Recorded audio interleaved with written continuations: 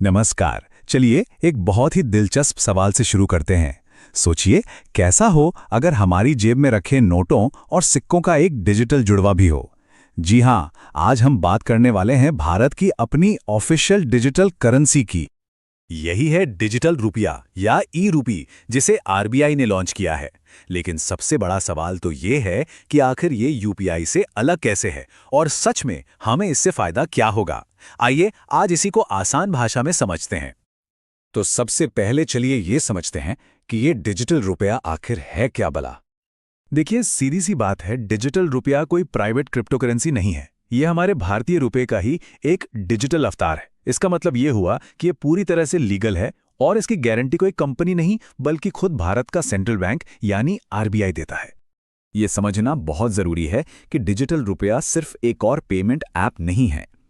इसको ऐसे समझिए, जैसे आपके हाथ में 100 रुपए का नोट है। बस फर्क इतना है कि वो नोट अब कागज पर नहीं बल्कि आपके फोन के अंदर आपके डिजिटल वॉलेट में है।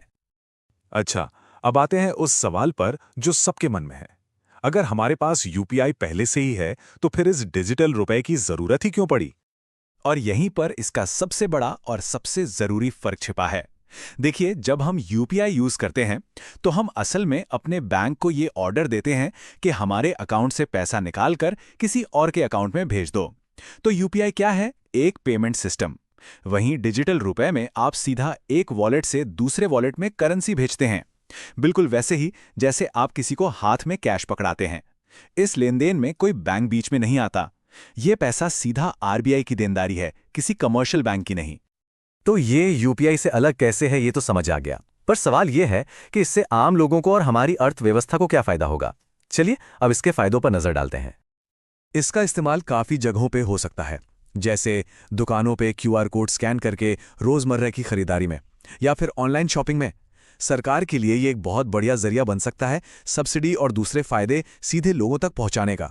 और तो और भविष्य में ये इंटरनेशनल ट्रेड को भी आसान बना सकता है। डिजिटल रुपये का मकसद सिर्फ लेन देन को आसान बनाना नहीं है, बल्कि ये देश की अर्थव्यवस्था को और ज्यादा मजबूत, सिक्योर और एफिशिएंट बनाने का एक बड़ा वादा भी करता है। इसके सबसे बड़े फायदों में से एक है नकली नोटों की समस्या का अंत। क्योंकि ये पूरी तरह डिजिटल है तो इसे कोई कॉपी नहीं कर सकता।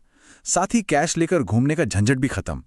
सारे ट्रांजैक्शंस तेज और ट्रांसपेरेंट होंगे, जो आखिरकार भारत की इकोनॉमी को और ताकत देंगे।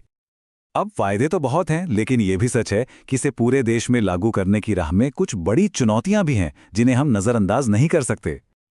देखिए, कोई भी बड़ा टेक्नोलॉजिकल बदलाव आता है तो उसकी राह आसान नहीं होती। डिजिटल रुपए की राह भी चुनौतियों से भरी है। सबसे बड़ी चिंता तो है साइबर सिक्योरिटी की। ये पक्का करना होगा कि पूरा सिस्टम हैक प्रूफ हो। दूसरी चुनौती है देश के कोने कोने में अच्छा इंटरनेट कनेक्शन।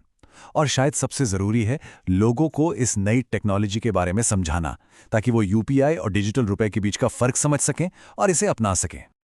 तो इन सब चुनौतियों के बावजूद डिजिटल रुपए का भविष्य कैसा दिखता है? इसका बड़ा मकसद क्या है? आखिर में लक्ष्य एक ही है, भारत को एक ऐसी इकोनॉमी की तरफ लेके जाना जहां कैश पर निर्भरता कम से कम हो और जहां फाइनेंशियल लेन देन में पूरी पारदर्शिता हो।